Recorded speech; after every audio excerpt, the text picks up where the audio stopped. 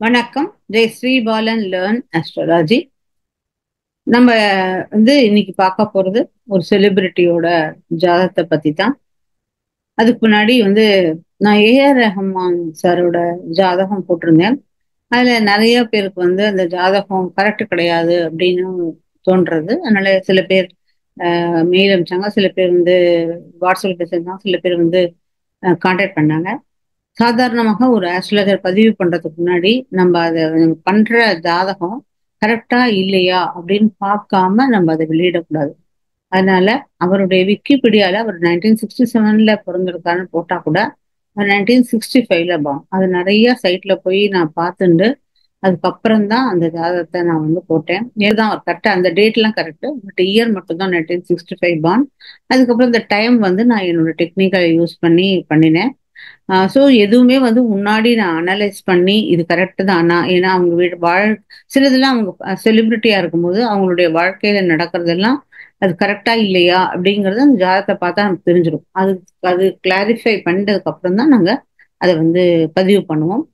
இப்போ எப்படின்னு கேட்டீங்கன்னாக்க சில விஷயங்களை முதல்ல சொல்லணும் அந்த செலிபிரிட்டி ஜாதகத்தை பப்ளிஷ் பண்ணதுக்கு முன்னாடி.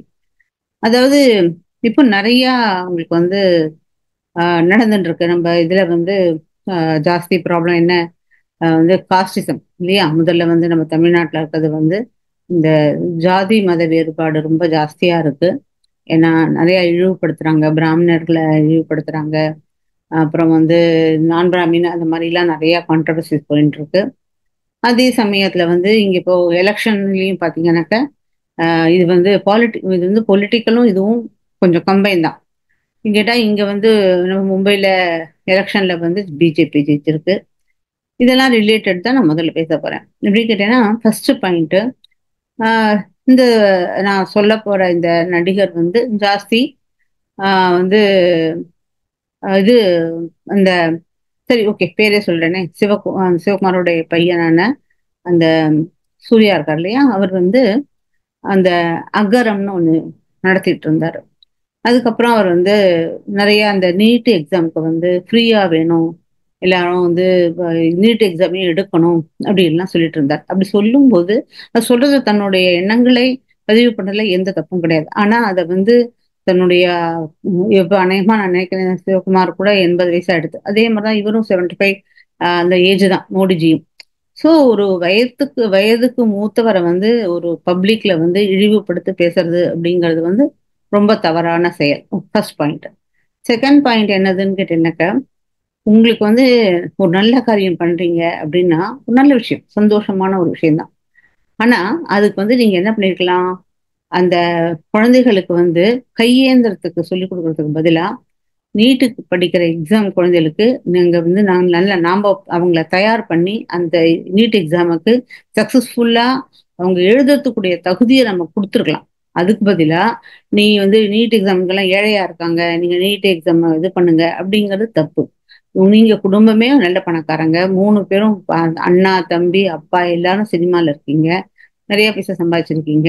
இப்படி இருக்கும்போது நீங்க அதை அழகா நீங்களே நீட் எக்ஸாம்க்குள்ள குழந்தைகளுக்கு ஒரு அந்த ஸ்கூல்ல வச்சு நடத்தி அதுல நீங்க பண்ணிருக்கலாம். அது பண்ணாம நீங்க மத்தவங்கள பண்றீங்க. அதே மாதிரி ஒரு படம் எடுத்தீங்க, ஜாதியை பத்தி இருந்தது. இப்போ என்னதுன்னு கேட்டா, சாதாரணமாக நான் முதலே நிறைய சொல்லியிருக்கேன், என்னுடைய கணவர் இந்தியன் ஏர்போர்ட்ஸ்ல இருந்தாருன்னு சொல்லிட்டு. ஸோ எல்லாமே இழப்பு அப்படிங்கிறது எல்லா ஜாதி இனத்தவர்களுக்கும் உண்டு. என்ன ஒரு படம் எடுத்தீங்கன்னாக்க அது இராணுவத்தை பத்தி எடுக்கிறீங்க. அதே மாதிரி என்னுடைய ரிக்வஸ்ட், தாழ்மையான ரிக்வஸ்ட் என்னதுன்னு கேட்டா, இப்போ ஒரு வாட்டி பூனே மெடிக்கல் இதுல மிலிட்டரி ஹாஸ்பிட்டல் போய் பாருங்க. அங்க அந்த 5th ஃப்ளோர்ல எவ்வளவு பேர் வாழ்க்கை இழந்தவர்கள் இருக்காங்கன்னு தெரியும். இறந்தவர்களை பத்தி ராணுவத்துல இறந்தவர்களை பத்தி எல்லாம் படம் எடுக்கிறீங்க, அதுல உங்களுக்கு நல்ல பைசா சம்பாதிக்கிறீங்க. ஆனா அதை அந்த அந்த குடும்பத்தை சேர்ந்தவர்கள் கொடுக்க போறீங்களா இல்லையாங்கிறது அது நமக்கு தெரியாது. பட் இதை போய் பாருங்க, அப்பதான் தெரியும் 75 வருஷம் நம்ம எந்த காரணத்துக்காக சண்டை போட்டுட்டு இருக்கோம் பாகிஸ்தானோட, எதுக்காக நம்மளுடைய இவ்வளவு இழப்பு நடந்திருக்கு. இதுல எல்லா நம்ம ஸ்டேட்ல இருக்கிற இந்தியால இருக்கிற அத்தனை ஸ்டேட்காரங்களும் இழந்திருக்காங்க. அதுல எல்லா ஜாதிக்காரர்களும் எல்லா பெண்களும் கணவர் இழந்திருக்காங்க, குழந்தைய கஷ்டப்பட்டிருக்கு. அதுக்கெல்லாம் நீ என்ன சுவிதா கிடைச்சது இந்த 75 வருஷத்துல? ஃபார்வர்ட் காஸ்ட்னு ஒரு பக்கம் தள்ளி வச்சுட்டீங்க. அப்போ இந்த மாதிரி இதுல டிஃபென்ஸ்ல இருந்த யாரோ ஒருத்தர் வந்து இந்த மாதிரி டிஃபென்ஸ்ல சேர்த்து போயிட்டீங்கன்னாக்கா அந்த குழந்தைக்கு யார் படிப்பு கொடுத்தாங்க, யார் என்ன பண்ணினாங்க, என்ன செலவழிச்சாங்க, அது உங்களுக்கு தெரியாது. ஒருத்தர் ஏன் தப்பா பேசுறாங்க அப்படிங்கிறதுக்கு ஜாதகத்துல என்ன என்னத்தினால அப்படி நடந்துக்கிறது. ஏன்னா அழகா தம்பி நல்லா இருக்காரு, இது வரைக்கும் இத்தனை வருஷம் சிவகுமார் என்னைக்குமே ஒரு ஒரு கெட்ட ஒரு பேர் வாங்கினது கிடையாது. அவர் நடவடிக்கையிலும் சரி, அவருடைய எந்த விஷயத்திலும் சரி, அவர் ரொம்ப நல்லவராக தான் இருந்திருக்காரு. இவர் மட்டும்தான் இந்த மாதிரி மாறுபட்ட கருத்துக்களை பதிவு பண்றார். ஓகேயா? சோ அது மட்டும் இல்லாம இன்னும் இப்ப பொலிட்டிக்கல்னு பாத்தீங்கன்னாக்க இங்கேயும் வந்து இந்த வக்துன்னு ஒண்ணு இருக்கு. அதுக்காக தான் முடிச்சு கஷ்டப்படுறாரு. அது இன்னும் ரொம்ப சிம்பிளா முடிச்சுக்கிறேன். அந்த அக்ரிமெண்ட் போட்ட போது 1945ல வந்து இங்கேருந்து போற முஸ்லீம்கெல்லாம் அங்கேருந்து இந்து யார் வராங்களோ அவங்களுக்கு அந்த ஹிந்துவோட ப்ராப்பர்ட்டி, பாகிஸ்தான்ல இருக்கிற ஹிந்துவோட ப்ராப்பர்ட்டி எல்லாம் முஸ்லீமுக்கு போகணும். அதே மாதிரி இங்க உள்ள முஸ்லீமோட ப்ராப்பர்ட்டி எல்லாம் ஹிந்துக்கு வரணும் அப்படிங்கிற அக்ரிமெண்ட் இருந்தது. அப்போ அங்கேருந்து வந்த ஹிந்துக்கு இங்க உள்ள நிலத்தை கொடுக்கறதுக்கு பதிலா இவங்க என்ன பண்ணாங்க, இங்க உள்ள முஸ்லிம்ஸ் எல்லாம் வக்த் அப்படின்னு சொல்லிட்டு மஸ்ஜித் பேர்ல எழுதி வச்சு அந்த கிரவுண்டு அந்த ப்ராப்பர்ட்டி எல்லாம் அவங்க எடுத்துக்கிட்டாங்க. ஸோ அதனால அங்கேருந்து வந்த ஹிந்துக்களுக்கு இங்க இடம் இல்லாம போயிடுத்து. அது மட்டும் இல்லாம இந்த 91ல இந்த காஷ்மீர் இயர்ஸ் நடந்தபோது அந்த இது காஷ்மீர் பண்டிட்களாமும் நிலம் கிடைக்கல. இப்போ அதுக்காக தான் அவர் கஷ்டப்பட்டுட்டு இருக்காரு. அந்த விஷயத்தை தெரிஞ்சதுனாலதான் நம்ம வந்து இங்க வந்து நியாயம் யார் பேர்ல இருக்குன்னு தெரிஞ்சதுனால தான் இங்க ஓட்டு வந்து பிஜேபிக்கு வந்தது. நம்ம என்னைக்கு கண்ணு முடிச்சுக்க போறோம் தெரியாது. சரி, அதை பத்தி நம்ம பேச வேண்டாம். இப்போ நம்ம அவருடைய ஜாதகத்துல ஏன் ஒருத்தருடைய ஒவ்வொரு வார்த்தைகளும் ஒவ்வொரு செயல்களும் அவர் வந்து அவராக பண்றது கிடையாது. மனிதர்கள் யார் எல்லா செயல்களும் அவர்களா பண்றது கிடையாது. அதுல ஜாதகத்துல ஏதோ ஒரு தவறு இருக்கணும். அதனாலதான் அந்த மாதிரி நடக்கிறது. அதுக்கு என்ன பரிகாரம் இருக்கு அதையும் நம்ம பார்க்கலாம். ஓகே, இங்க பாத்தீங்கன்னா இவர் வந்து துலா லக்ன ஜாதகம். ஓகேயா? 4ல சந்திரன் உத்திராட நட்சத்திரத்துல இருக்கு. ஓகே, உத்திராட நட்சத்திரம் 4ஆம் பாதம். ஓகே, குரு குரு பார்க்க கோடி நன்மை, குருமங்கள யோகம் அப்படிங்கிற ஒரு ரொம்ப பெரிய யோகம் இருக்கு. அந்த யோகம் வந்து இதுல வந்து செவ்வாய் மூலத்திற்கோணத்துல இருக்கு. எதையுமே தைரியமாக பெரிய பெரிய கம்பெனில தான் இவர்கிட்ட வந்து ஆஃபருக்கு வரும். ஓகே, இவர் வந்து யாருக்கும் அண்டர்ல வேலை பண்ணணும்னு அவசியமே கிடையாது. ரொம்ப பெரிய பெரிய அவங்களோட தான் இவங்களுடைய அக்ரிமெண்ட் எல்லாம் நடக்கும் அப்படிங்கிறது. இப்போ 8ல கேது இருந்தா என்னைக்கும் நம்ம பழுதுக்கு ஆளாகும். 8ல கேது இருக்கும்போது நமக்கு திடீர்னு லாட்டரியும் கிடைக்கும், நமக்கு பேர் உச்சத்துக்கும் கிடைக்கும், அதே சமயத்துல நம்மள கீழே இறக்கி விடுவார். இப்போ 8ல கேது அந்த இடத்துல 3ஆம் வீடு 6ஆம் வீடுங்கிறது நமக்கு சுபர் கிடையாது, பாபர். பாபர் வந்து இந்த இடத்துல உட்காந்துட்டு இருக்காரு. அதனாலதான் இவருடைய இப்போ வார்த்தைகள் எல்லாம் இன்னும் இதுவா இருக்கு. அது மட்டும் இல்லாமல் ராகு நீச்சம், கேதுவும் நீச்சம். ஓகே, 2ஆம் வீட்டுல ராகு நீச்சம். அது மட்டும் இல்லாமல் அதாவது அமத்திய காரகா. ராகு யாருன்னு கேட்டா அமத்திய காரகா, அனுஷ நட்சத்திரத்துல உட்காந்துருக்காரு. அமத்திய காரகானா யாரு? ராகு தான் இவருக்கு கரியருக்கு வழி கொடுக்கக்கூடியவர். அவர் நீச்சம் அடைஞ்சிட்டார். இது என்னதுன்னு கேட்டா இது கிணறு, பொத கிணறு, குட்டை, குளம், அது மாதிரி. சோ இவர் என்ன பண்றாரு என்னன்னு கேட்டா, தன்னை கிட்ட யார் வராங்களோ, பிசினஸ்க்காக யார் வராங்களோ, யார் என்ன சொல்றாங்களோ, அவர் அதை தான் நினைக்கிறார். அதை நினைச்சிட்டு அதுதான் ரைட்டு அப்படின்னு இந்த ராகு கணத்துக்குள்ள இருக்க தவக்கல சொல்லுவாங்க, கணத்து தவளைன்னு சொல்லுவாங்க இல்லையா? அந்த கணத்துல இருக்கும்போது என்னதான் இவர் நினைச்சுப்பாரு, நான் ஏன்னா குரு இருக்குங்க, நல்ல இடத்துல குரு பார்த்துட்டு இருக்கு. பட் ராகுவும் கேதுவும் நீச்சம் அடைய கூடாது. ராகு கேதுவும் நீச்சம் அடைஞ்சதுன்னா வாழ்க்கை நமக்கு கண்ணு தெரியாம நம்ம பாதை தவறி போவோம். ஓகேயா? சோ இது உங்களுக்கு பாத்தீங்கன்னா ஏஆர் ரஹ்மானுக்கு ராகுவும் உச்சம், கேதுவும் ஆட்சி, அந்த மாதிரி இடத்துல இருந்தது. அதனால அவரது வேற மாதிரி இருந்தது. ஆனா இவரோடது என்ன கேட்டா ராகுவும் நீச்சம், கேதுவும் நீச்சம். அதனாலதான் இவர் சில சமயத்துல இவருடைய இது வாக்குஸ்தானத்துல இவர் இந்த பாம்பு மாதிரி ஏதாவது பேசி தேவையில்லாம தன்னை வந்து சொல்லுவாங்க, தவக்கல தன் வாயிலே தானே கெடும்னு, அது மாதிரி இவர் கெடுறதுக்கு காரணம் இந்த ராகு நீச்சம் அடைஞ்ச ராகு 2ஆம் வீட்டுல இருக்கிறதுக்கு காரணம். இங்க ஒரு ரொம்ப பெரிய யோகம் இருக்கு. எதுக்கு ஒருத்தர் வந்து இவ்வளவு ஒரு நல்ல, நான் ஒரு காலத்துல இவரை வந்து ரொம்ப பெரிய ஃபேனா இருந்தேன். இவருடைய நடிப்பெல்லாம் எனக்கு ரொம்ப பிடிக்கும், பாட்டெல்லாம் எனக்கு ரொம்ப பிடிக்கும். முன்னாடி, ரொம்ப முன்னாடி, இப்ப இல்ல. எதுக்காக எல்லாருமே இவரை விரும்பினாங்க, எப்படி இவருடைய இவ்வளவு நல்ல ஒரு ஆக்டிங்கா இருக்கட்டும், இல்லா இருக்கட்டும், ரொம்ப நன்னா இருக்கிறதுக்கு காரணம், இன்னும் நன்னா இருக்கு, நன்னா வருவாரு.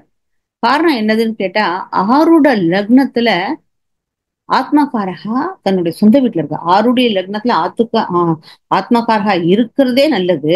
அதுல இது சொந்த வீட்லயே போயிருக்கு அப்படிங்கும்போது இது ரொம்ப பெரிய யோகம். எந்த அளவு உங்களுக்கு இந்த குருமங்கள யோகம் இருக்கோ அதை விட யோகம் என்னதுன்னு கேட்டா ஆருட லக்னத்துல உங்களுக்கு ஆத்மகாரகன் இருக்கிறது. அதாவது ஆருட லக்னம்னா என்னதுன்னு கேட்டா மக்களின் பார்வை. நாம மனசுக்குள்ள நம்ம ஒண்ணு நினைச்சுப்போம். நான் என்ன இதோ நினைச்சு நான் உங்ககிட்ட பேசுறேன். ஆனா என்னை பத்தி உங்ககிட்ட ஒரு கணிப்பு இருக்கும் இல்லையா? அந்த கணிப்பு அப்படிங்கறதான் அந்த ஆருட லக்னத்துக்கு வச்சுதான் கண்டுபிடிக்க முடியும். அப்போ ஆருட லக்னம்ங்கிறது அவர் மனசுல எத்தனை தான் இருந்தாலும், அவருடைய குடும்பத்துடைய எண்ணங்கள் அவரை பத்தி ஒரு கணிப்பு ஒண்ணு இருந்தாலும், மக்களுடைய கணிப்பு என்ன அப்படிங்கறத பிரதிபலிக்கிறது தான் ஆருட லக்னம். அந்த ஆருட லக்னத்துல அந்த புதன் அப்படின்னாலே புதன்னாலே என்னைக்கும் அப்படி தன்னை மாத்திக்கிறது. நடிப்புல மிகவும் பாஷைகளை சொல்றது, எல்லாமே முகபாவங்களை மாத்துறது, நடிக்கிறது. அதனாலதான் இவர் is a very excellent actor அப்படிங்கிறது. நிஜமாவே ரொம்ப எக்ஸலண்டான ஆக்டர். அவருடைய ஆக்டிங் எல்லாம் நிஜமா நல்லதா. சோ இந்த மாதிரியான காரணத்தினாலதான் இவர் இவ்வளவு நல்ல ஃபேமஸா இருக்கார், இருக்கவும் இருப்பார். இப்ப ஏன்னாக்க இந்த இடத்துல குரு வரப்போகுது. குரு வரும்போது குரு சொந்த வீட்டு வேலை பார்க்க போகுது. 3ஆம் இடம்ங்கிறது அவருடைய வீதியே விஜயஸ்தானத்தை பார்க்க போகுது. 9ஆம் இடத்துல குரு வரப்போகுது. அதுவும் குரு ஞானகாரகன், புதன் ஞாபக சக்தி, அது மாதிரியான விஷயம். சோ 2 டேலண்ட் ஒன்னா சேரும்போது, அதுவும் 5ஆம் இடத்த லக்னத்தை பார்க்கும்போது உங்களுக்கு இங்க இது சுபகத்திரி யோகம். ராசிக்கு 2 பக்கமா அவர் 12ஆம் இடத்தையும் 2ஆம் இடத்தையும் பார்க்கும்போது இந்த கெட்டபேர்ல இருந்து அவர் திருப்பி வெளில வந்துருவார். ஓகே. சோ அடுத்தது என்னதுன்னு கேட்டா இந்த இடத்துல சனீஸ்வர பகவானும் சூரியனும் சேர்ந்திருக்கு. ஆக்சுவலா பார்த்தா இது பித்ருதோஷம், மிகப்பெரிய பித்ருதோஷம். இவர் காசிக்கு போய் இந்த தோஷ நிவர்த்தி பண்ற வரைக்கும் வாரணாசிக்கு போய் இவர் பண்ண முடியாது. இவங்க அப்பா தான் போய் பண்ண முடியும். ஏன்னா அப்பா உயிரோட இருக்கும்போது இவர் சாதம் பண்ணக்கூடாது. அதனால இவர் அப்பா தான் போய் காசிக்கு போய், அப்பா அம்மா போய் காசிக்கு போய் பெருசா நல்ல அவ்வளவு மூதாதையர்களுக்கெல்லாம் சிராதம் பண்ணினாக்க இவருக்கு இருக்கிற இந்த கஷ்டங்கள் கொஞ்சம் விலகும். ஆனா இதுல ரொம்ப பெரிய ஒரு அழகான ஒரு சூட்சமம் இருக்கு. இந்த சூட்சமம் என்னதுன்னு கேட்டா, இந்த சனீஸ்வர பகவான் புனர்பூச நட்சத்திரம் 4ஆம் பாதத்துல இருக்க அப்படின்னா இது புஷ்கர நவாம்சம். அப்போ புஷ்கர நவாம்சம்னா ரொம்ப ஸ்ட்ராங்கான சனீஸ்வர பகவான், தொழில ரொம்ப ஸ்ட்ராங். அது மட்டும் இல்லாம இந்த சனீஸ்வர பகவான் தாரகாரகா வேற. அந்த தாரகாரகா வர்க்கோத்தமா வேற ஆயிடுது. ஓகேயா?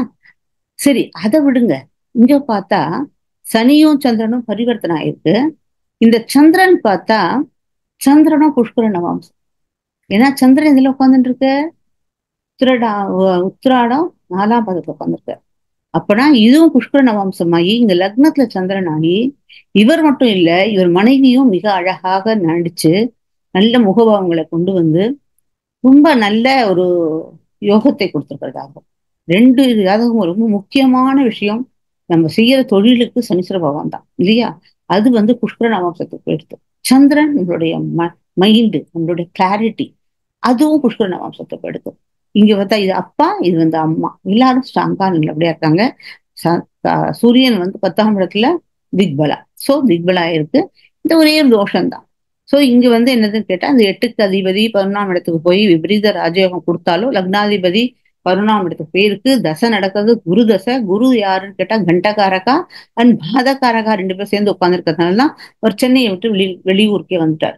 இல்லைன்னா இங்கேருந்து அவர் திரும்பி போவாரான்னு கேட்டா சான்ஸ் இல்லை. ஏன்னு கேட்டா ராசி அதிபதி 7ஆம் இடத்துக்கு போயாச்சு, லக்னாதிபதி உங்களுக்கு 11ஆம் இடத்துக்கு போயாச்சு. சோ இவர் மும்பைல தான் செட்டில் ஆவார். ஓகேயா?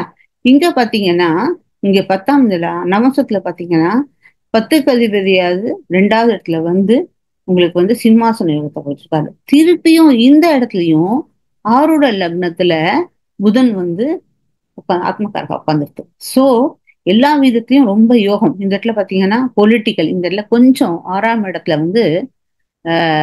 இங்கேருந்து லக்னத்துல இருந்து பார்க்கும்போது 6ஆம் இடத்துல சூரியன் சொந்த வீட்டுல இருந்தா கூட சூரியனும் ராகுவும் சேர்ந்தா கிரகணம், சூரியனுக்கும் சுக்கிரனுக்கும் பகை. ஓகேயா? சோ இந்த மாதிரியான ஒரு விஷயங்கள் இருக்கு. 8ல செவ்வாய் இருக்கு. ஓகேயா? இப்போ எதனால இவர் 2 விஷயம் இருக்கு. ஒண்ணு, ராகுவும் கேதுவும் நீச்சம் அடைஞ்சு போயிடுத்து. வாக்குஸ்தானத்துல ராகு அமத்தியக்காரகா நீச்சம் அடைஞ்சு போனாலும் இந்த இடத்துல சனீஸ்வர பகவான் ஸ்ட்ராங்கா இருக்கார். தொழில் என்னதான் இருக்கும், ஆனா வாக்குஸ்தானம் தான் வெட்டு போயிடுத்து. அதனாலதான் தவளை தன் வாயாலே கெடும் அப்படிங்கிற மாதிரி இவர் தன் வாயால கெடுறாரு. மற்றபடி எதுவும் கிடையாது. ஆனா சரி, இவர் எதுக்காக இப்ப சென்னையில இருந்து இவர் மும்பை வந்தார் அப்படின்னு கேட்டா, குரு தசை நடக்குது இவருக்கு. இந்த குரு தசை 6ஆம் வீட்டுக்கு அதிபதி. பிராரப்த கர்மா அனுபவிச்சு தான் கழிக்கணும். இப்ப இவர் இவ்வளவு சாமிக்கெல்லாம் போறாரு, எல்லா இடத்துக்கும் போறாரு இல்லையா? சாமியை பத்தி தப்பா பேசினாங்க. ஆனா சாமி இதுக்கு போறாரு. நாங்க அவர் வந்து தெரியுது, தப்பு பண்ணியிருக்கோம் தெரியுது, அதனாலதான் போறாரு. ஆனா இவர் எங்க போகணும் என்னன்னு கேட்டா, உத்திராட நட்சத்திரம் இவரோட நட்சத்திரம். இங்க கேது கெடுக்குது, இங்க இருக்கு. உத்திராட நட்சத்திரத்துக்குள்ளதான் விநாயகர் வழிபாடே வந்து. உத்திராட நட்சத்திரம் மஞ்சள் பிள்ளையார வச்சு விநாயகரை கொண்டாடுறது வந்தது, பூஜை பண்றது வந்தது. முதல் முதல் கடவுளாக அறிவிக்கப்பட்டது வந்து உத்திராட நட்சத்திரம் தான். அது வந்து புஷ்கர வம்சத்துல போயிருக்கு. இவர் இருக்கிறது மும்பைல. அதனால இவர் சித்தி விநாயகம் டிட்வாலா இருக்கிற விநாயகருக்கும் இவர் போனாலே போறோம். இவர் வந்து நல்ல விஷயங்கள் எல்லாம் நடக்கும் இருக்கு. ரெண்டாவது குருக்கு 4ஆம் இடத்துல கேந்திரத்துல சனீஸ்வர பகவான் இருக்கார், சூரியன் இருக்கார். இங்க வந்து 5ஆம் வீட்டுக்கு அதிபதி, அது 4ஆம் வீட்டுக்கு வந்து சரஸ்வதி யோகத்தை கொடுத்துட்டு இருக்கு. இப்போதைக்கு 3ஆம் வீட்டுக்கு அதிபதியும் நல்லபடியா கம்யூனிகேஷனும் நல்லா தான் இருக்கு. ஸோ இவருக்கு வந்து கொஞ்சம் 27 வரைக்கும், 25 செப்டம்பர் 2025 வரைக்கும் கொஞ்சம் இந்த ப்ராப்ளத்துல இருக்கும். பட் இவர் வந்து வணங்க வேண்டிய தெய்வம் விநாயகர். விநாயகரை வணங்கணும். அப்புறம் அவங்க அப்பாவை அழைச்சின்னு போய், அப்பா அம்மா போயிட்டு காசியில போய் திதி கொடுத்துட்டு வந்தாதான் இவருக்கு இந்த கொஞ்சம் கொஞ்சம் சின்ன சின்ன ப்ராப்ளங்கள் எல்லாம் சரியாகும். எனக்கு தெரிஞ்சதை அது இவருடைய விக்கிபீடியால என்ன டேட் இருக்கோ அதுலதான் இவர் பிறந்திருக்காரு. 23 ஜூலை 1975 பிறந்திருக்காரு சென்னையில. ஸோ அது பிரகாரம் தான் இந்த ஜாதகம் பண்ணியிருக்கேன். இது மட்டும் டெக்னிக்கல் யூஸ் பண்ணியிருக்கேன். என்னுடைய பர்த் டைம் மட்டும் என்னுடைய என்ன டெக்னிக்கோ அதை யூஸ் பண்ணியிருக்கேன். அடுத்தது நியூ இயர் பழங்களை பத்தி பார்க்கலாம்.